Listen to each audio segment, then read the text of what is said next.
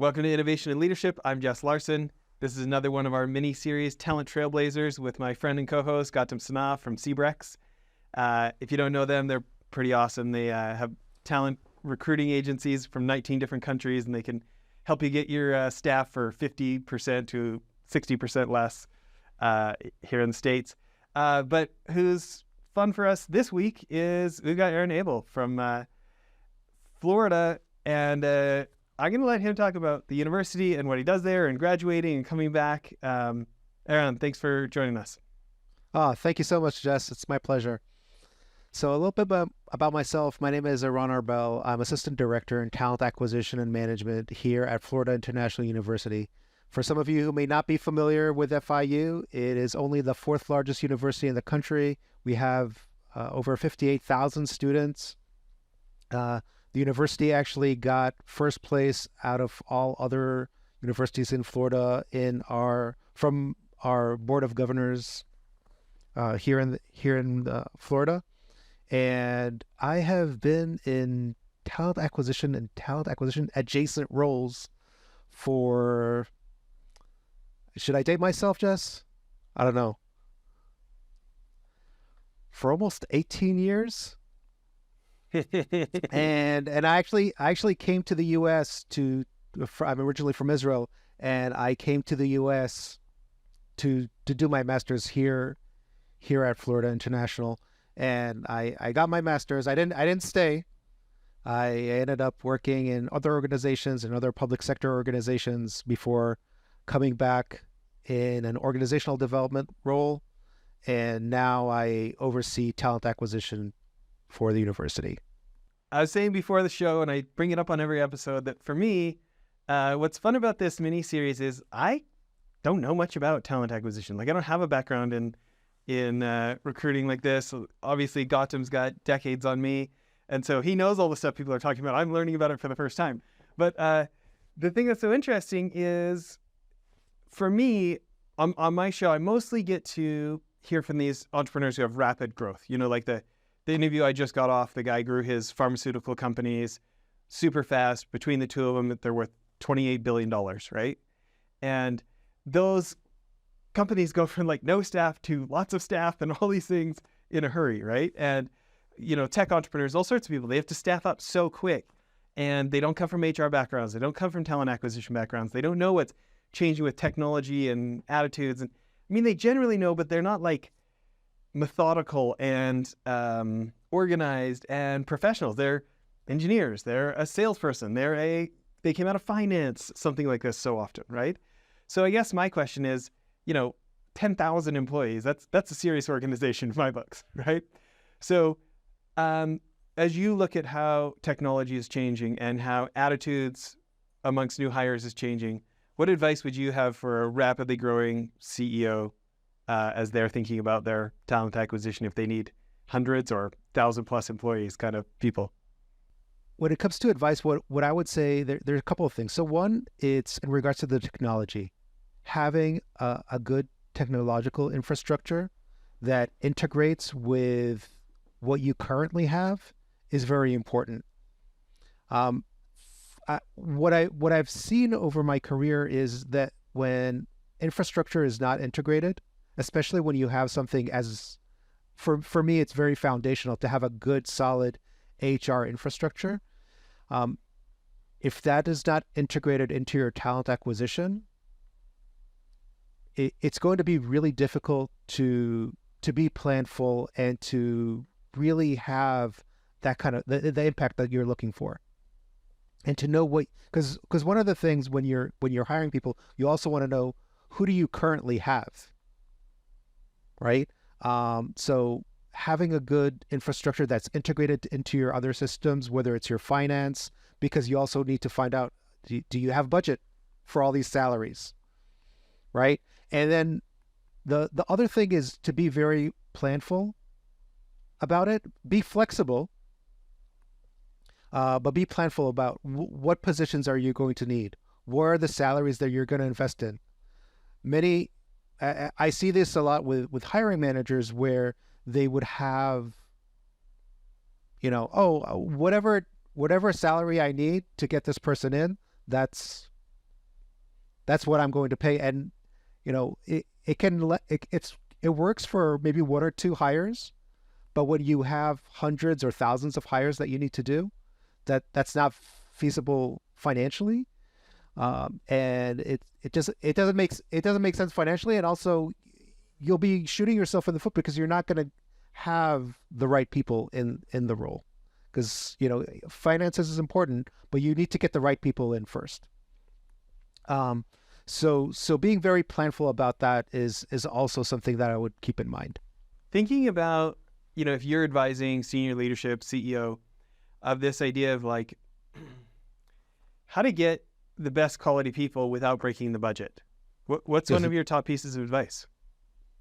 It's figuring out what it is that you want, because many times, and I see this with hiring managers, they let some of the irrelevant aspects of the hiring process influence them when they make decision. So someone who's a really good speaker and can razzle dazzle them, the hiring manager may not be the right person for the role.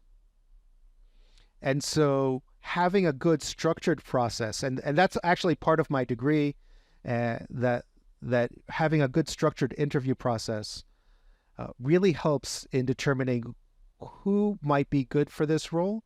And then the other thing that I would recommend is to have other people who may relate to that role offer guidance, because sometimes when you're the person interviewing for a position for your own team, it's kind of letting yourself negotiate for yourself, and that's not always a good idea. That's why they say, bring your lawyers.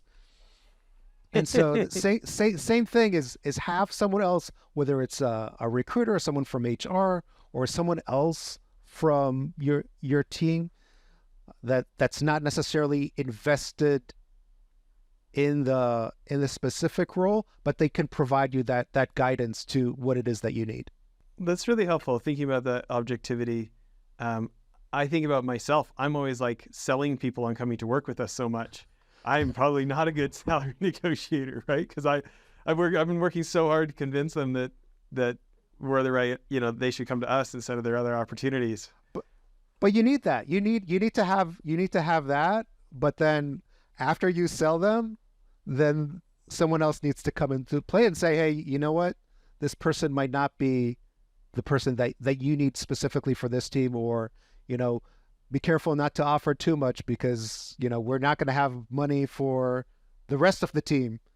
Yeah, so I'm going to get into your current role, right? So one thing which really intrigued me was that you have, a very good blend of talent acquisition in your current role as Assistant Director of Leadership, Talent Acquisition and Management. And that involves a bit of TA and a bit of coaching, right? Like where you're actually coaching people on how to do their job. Now that's slightly different from what we have on the podcast. Most people are purely TA.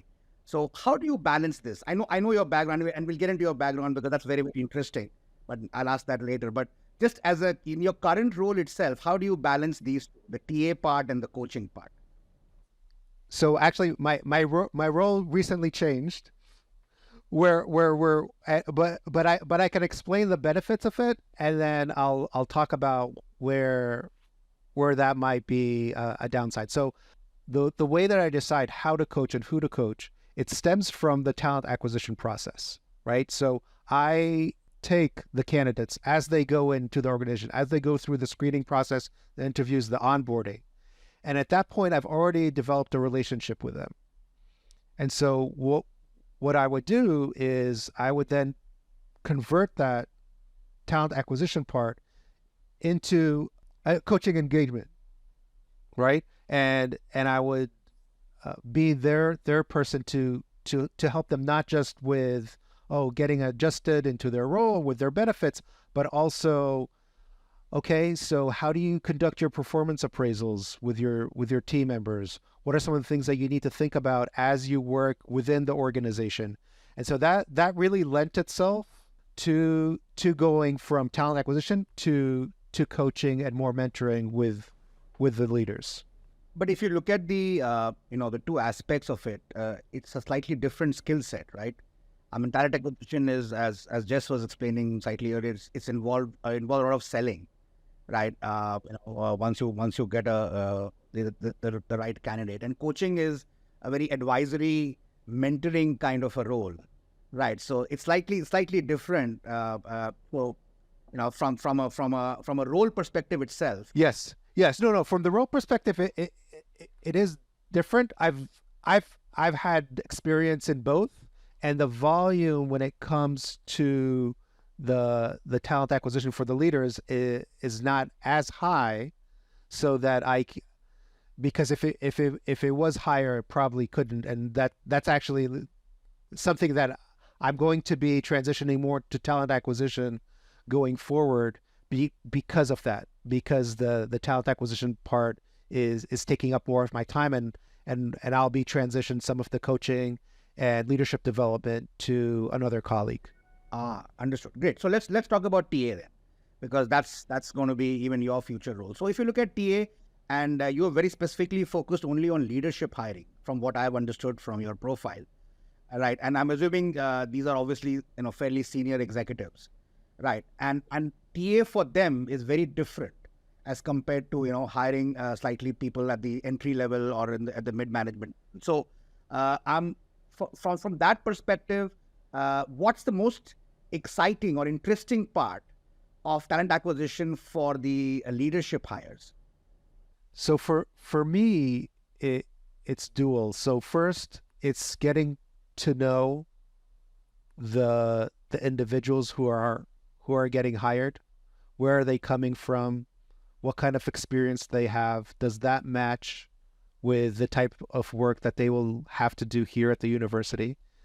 And then the other aspect that for me is really exciting, because I get to learn more about the organization, is to be that trusted advisors for senior leaders who are hiring these roles, and understanding better what is their business, why are they selecting this individual over this other one, and kind of working through the process with them. And that has been really interesting, because what it offers you, it offers you a lot of insights into your own leadership in your own organization. So if you look at leadership hiring, right, and would you say that when you're talking to potential hires, right, so these are people whom you're still, they're still evaluating, and so are you, whether they can join the university or not. How important do you think compensation is in the overall scheme of things? Like, is that one of the main draws, or is it job content? Is it responsibility, seniority? I mean, there are various aspects, but I just want to get. And I think for everyone, it's a little bit different. I would say that compensation is probably the baseline, right? Everyone has a baseline that they have in mind, and the rest has to do more with the job and the type of work that they're going to be assigned, and who they're going to be working with. I've had cases where someone would go through the process, and then things would fall apart in the salary negotiation phase.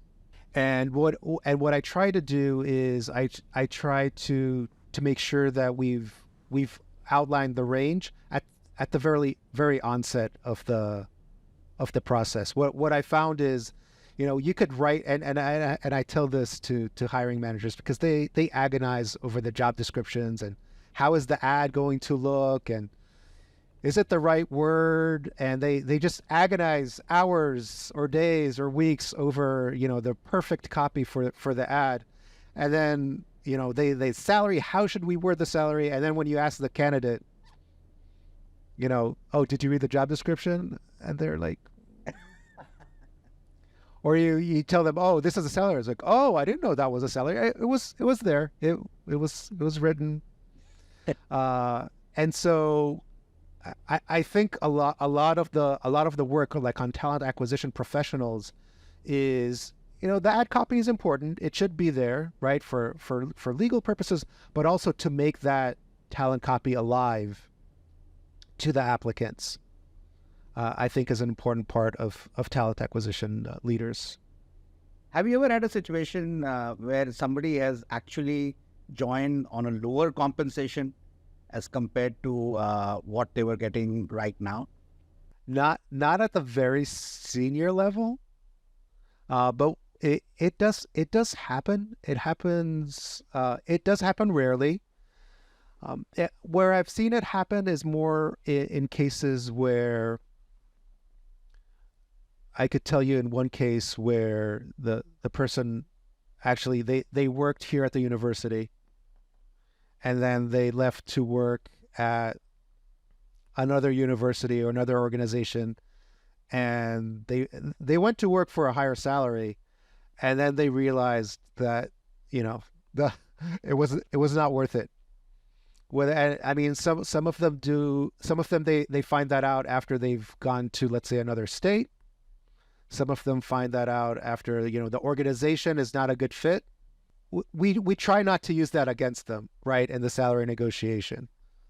In general, what I would say for the majority of people who join FIU, they're here not for the money.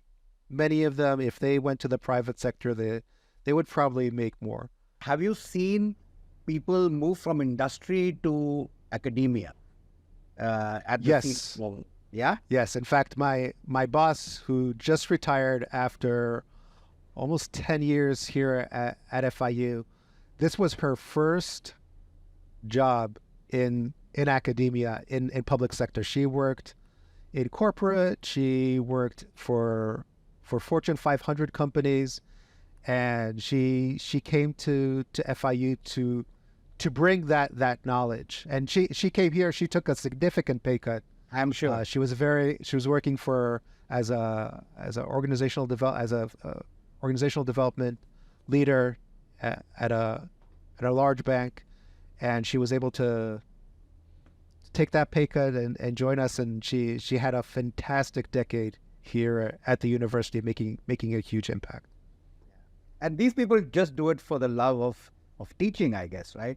The research, the teaching. I mean, they do it for the love. Well, some do it for teaching. She actually ended up coming to the university, and she got her doctorate. I don't think I think she retired, so she's not teaching. She's just enjoying life. But many people do it for the impact that they will have on the community. The university is a $1 billion organization that has a huge impact on Miami-Dade County and the South Florida community. And so people definitely want to give back to their community, whether they grew up here or they appreciate the type of impact that the university is making on our students and also on research. One of the things that we research is sea level rise and other environmental research projects. So that's another thing that people feel that they're contributing, even if they're not directly engaged in that type of research. And on giving back to community, Jess, that would be music to your ears. You're so active in that area, Jess. Over to you. Thanks, Gautam. Well, I want to kind of go back to a couple of different things you guys talked about. I really want to talk about hiring senior people, but I want to go back to the coaching thing for a minute. Eran, I'm thinking, I would love your opinion. For me, it seems like the role of coaching in companies just seems to be like a tide that just keeps coming in. Like, I don't know if you feel this way, but it seems like so many organizations are investing in staff and building internal coaches. I'm interested if you see that as well, and if so, why you think so. So I can understand why an internal coach is a valuable skill. We've used both, right? We've used companies because I think there's value for both types of coaches in an organization. Where I see the value of an internal coach is that an internal coach understands the organizational culture and the organizational dynamics a little bit better than someone who comes from the outside. So someone from the outside can kind of get a sense for what the challenges are. But when it comes to interactions within the organization, I can tell you if you have a certain interaction with, and I'm just going to make up a case. He's not this way. But let's say you go to the CIO. I know how you can approach the CIO with a project that he's going to consider. And I know what are some of his triggers that if you mention them, you're going to get, thrown out of his office. Right? And an internal coach has that perspective, has that context, where an external may not. So that's where I see the advantage to internal coaches. Yeah, maybe just to finish up on that point, I guess my question for you is, as opposed to like a 2-day seminar or making people do an online training, why do you think coaching is effective? Okay. So in contrast to those activities, we do a lot of training. I've done leadership development. I've done it for over a decade, and we have long time ago we had this video that was created for us, and the video had like someone sprinkling like fairy dust, and there's the perception both with managers that when they send their employees to the 2-day training, that somehow I'm going to sprinkle this magic fairy dust and it's gonna fix them. And what I feel is that coaching has a stronger impact, because it's more one-on-one, but also because it addresses the specific behaviors that the person is exhibiting, and it's over time. I think, a coaching program that goes over time where someone is able to practice and to get that feedback, that's where the value is. And it goes the same to even like a leadership training. When you have a leadership training that provides strong feedback, it can have an impact. But when you have that strong feedback over time, I think that's where the magic is. I really agree with those things. It's like, I don't know. I wish it was like the Matrix, where I could just like plug into the back of my head, like, I know Kung Fu, right? And it's like, oh yeah, we sent the team to the 2-day seminar. They're fixed, right? Yes. That's what people think I do. Yeah. And it's just like, I wish it was true. Do you know what I mean? Like there's a sales training company here in the States that has this book that says, you can't teach a kid to ride a bike in a seminar.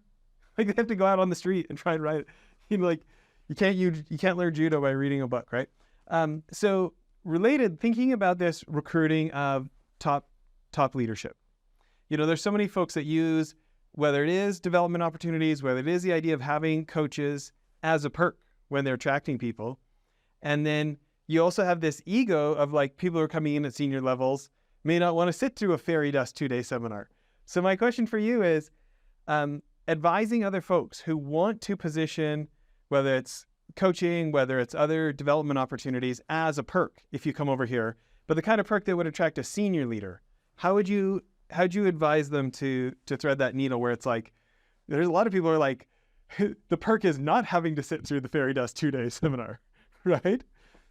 For the most part, a C-suite executive or even someone who's at a vice president level is not going to want to have any sort of like day-long seminar that's not really part of what I would call an intact team. Like if you do something as a professional development opportunity for like the leadership team to kind of bond together and to kind of combine it into a leadership building, that would work in that context. But otherwise, I think having that coaching and saying, you have that perk if you need a coach, especially in the beginning, to get adjusted to your team, that would definitely be a selling point. I think it feels more, regardless of price. I know it's more expensive, but regardless of cost, I think that it feels more exclusive.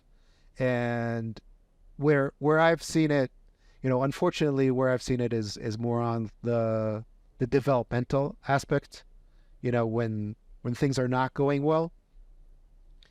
But definitely organizations that offer that coaching. I've had some leaders that have come to me after they've hired and asked if that's an option for them. So, when it's coming from the candidate, I think that's a really strong sign. And for those who have asked, I've made a significant effort to get that to them. Yeah, that's cool. Gautam, back to you. Yeah, so I'm gonna shift the focus a bit on you. Okay, so so I think we've had a lot of conversations on your job and what you have done on coaching, on TA, because a lot of as we were explaining to you, a lot of our listeners are TA professionals, and a lot of them tune in because they want to learn something, right? And so my questions now are going to be more on focused on those aspects.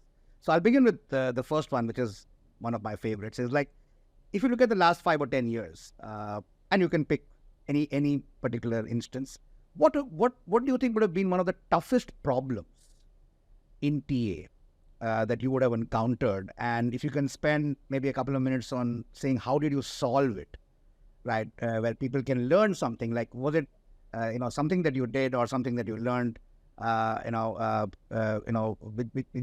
which really helped you solve that problem? That would be useful for some of our listeners. My old boss would say, if it was easy, it would have already been done, right? And so it's there. I think one of the biggest issues for talent acquisition, both from on the organizational side and also from attracting applicants, I think the biggest issue in the last 3 years is remote work. I don't think I've been in one talent acquisition mastermind group conversation where that has not come up. And I think, every organization has approached it a little bit differently. We try to, at FIU, we try to get ahead of that very early on. We actually already had a remote work policy already drafted and in the works prior to the pandemic. In fact, we were already piloting it internally within our department prior to March of 2020. And within a year of the pandemic, after all the chaos subsided, we were able to get leadership support for this and roll out a remote work policy that actually really helped us in attracting talent, because it gave hiring managers a framework to work with. It didn't give, we're not allowing people to work fully remote for any role. There's a process to it, but there's a process, right? And I think one of, having or allowing hiring managers to have a good process for that they know, oh, this is what I need to do in order to create a role that's remote, whether it's for an applicant or to a priori before you even advertise, to make sure that position could be remote. I think that's been really helpful in attracting and also helping keep applicants after they've hired as employees. That's really one, in contrast to external TA, an internal TA function needs to have a vested interest in retaining employees and examining that and figuring out why do employees actually stay, and supporting those functions that help with retention. Because otherwise, you're just plugging a leaky boat, and I think that's really challenging. And I think with the remote policy that helped us kind of stem the a really big influx that we had. We actually had, it was really interesting to see, because everyone was talking about people leaving the organizations and we weren't seeing it yet. And so we were actually a little bit lagging on that. But once it came in, and organizations were saying, "Oh, this is a problem." For us, probably 6 to 8 months later, then it started being a problem for us as well. And I think the reverse is happening now, where other companies are laying people off and we are not. And so we're actually seeing more applicants apply to our positions now than we did a year ago. Yeah. And that's how the tide turns, right? Yeah. So, It's very cyclical. Okay. The other challenge that I think talent acquisition has had, and besides the remote, is just system integration, and making sure that you have good systems in place. yeah, I think you mentioned this earlier. In fact, that was going to be my next question, and I'm glad you brought it up. Because you talked about technology. I remember in one of the earlier questions that just asked you. Right. So if you look at tech, and if you look at recruit tech or HR tech, right, because two areas. So one of the things that you talked about is systems talking to each other. Right? Yes. So do you see that as a major challenge in your current role or in colleagues that you have spoken with who are at a peer level with you? Yeah. So the challenge that we're seeing now is not just systems. It's talking to different networks and databases. So, for example, you have LinkedIn, you have Indeed, you have all these other diversity recruitment sources, and if your infrastructure is not capable of integrating with those types of websites and those types of platforms, then you're doing yourself a disservice, right? So if you can't just put a link and it goes directly into your talent application system, you're already at a disadvantage to other companies that have that. And where I see the challenges is that currently a lot of those platforms, they also change the way they do things. So I think like LinkedIn has changed the way that they do their feeds, and so has Indeed. So that has been a challenge, but just having a little bit more flexibility on your talent acquisition platform to be able to integrate feeds, I think and to be able to integrate with social media is an important component to think about. If leading on to that, would you say that if there is a person who's wanting to enter the TA field right now in 2023, would you say that being tech savvy would be one of the most important attributes of that person who's now wanting to make a career in talent acquisition? I would say that being tech savvy is a necessary component in this day and age for almost any position. And I would say that being tech savvy opens doors for you that if you are not, you just don't have access to them. Someone who's tech savvy that knows how to find the website that helps you post a position on 5 different platforms at the same time, instead of going and posting on each one of them individually. I mean, just a simple thing like that can make a huge impact, right? You automatically 5x your productivity. And so that being tech savvy and understanding that that's an option and looking for those types of opportunities, I think that puts new hires at a significant advantage over those that are not. Interesting. And if I were to go back a bit and look at your degrees in psychology, I think you and that's a slightly different one. How do you think that has shaped your career and how you moved in the last 17 odd years? Do you think that has played a very important role to be where you are today? That the fact that you understand the human mind if I can use that. Sure. So it's really interesting because a lot of people are not really familiar with the industrial organizational psychology degree, and it's a branch of psychology that deals with studying people at work and using scientific methods to make recommendations to organizations on how to address people both from a selection standpoint and from a organizational development and training standpoint. That's very interesting. Yeah, I think that is something which is fairly unique, right? I have not, and I've been in TA for more than 20 years now. Not really encountered too many people who've got this kind of a background.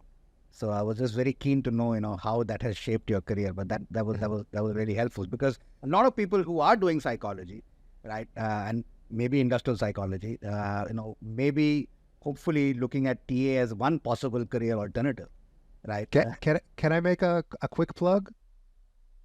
So there's a organization called SEBOC. It's spelled SEBOC.org, and they have a wonderful podcast called Work Cookie. Is it okay if I plug this podcast?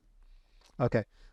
So Work Cookie podcast. It's a podcast that's done by industrial organizational psychologists, and they talk also about talent acquisition, but also about organizational development and training. It's a fantastic podcast, and you get to hear industrial organizational psychologists speak about some of the hot topics of the day, and to hear their perspective. Many of them are applied psychologists and work in large Fortune 500 or in large government organizations.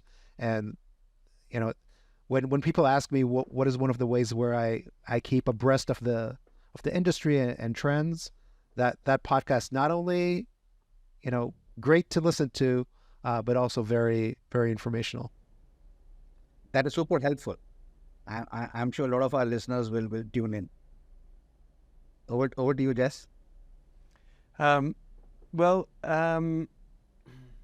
guess my next question is, again, thinking about this from the CEO world, as somebody is trying to pick this top TA person to bring onto their team, in your mind, how would you help a CEO recognize the difference between a good TA person and like a world-class TA person? Like, what makes someone the best of the best in talent acquisition?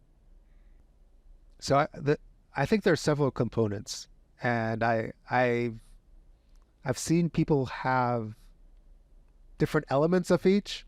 So it's hard to find someone who's high on all.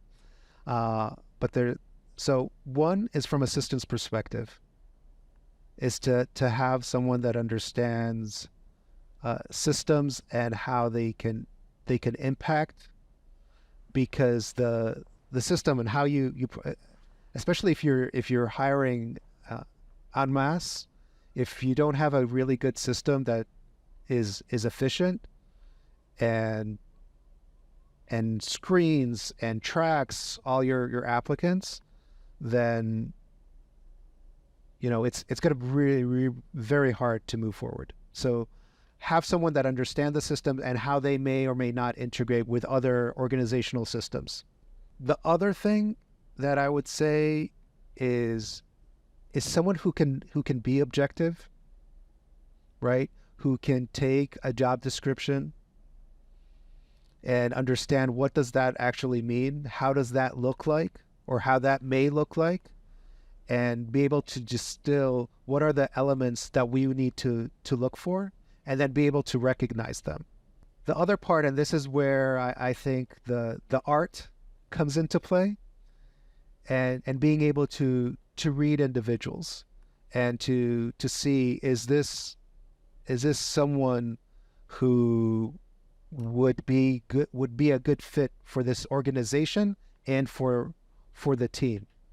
Are they going to be like really type A and the rest of the team is type A, but they would match? Or would this be someone who, their team would walk all over them? Just one last one. Do you think TA function is given its due in the organizational setup? So sales is obviously, everybody talks about sales because, sales brings in the business. marketing builds the brand, finance handles the numbers, right? Operations is operations. I mean, without operations, you can't run it. So if you look at TA, do you think sometimes it tends to get slightly sidetracked, or what's been your experience in that regard?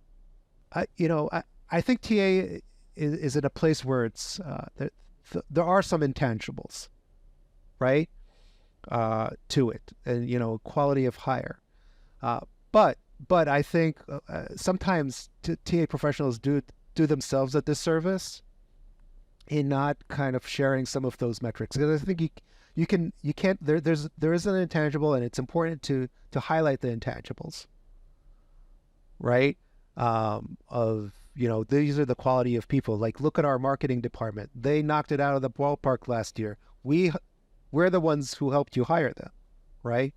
But it is important to figure out the metrics. Is how quickly did we hire? What was the quality of hire that we had?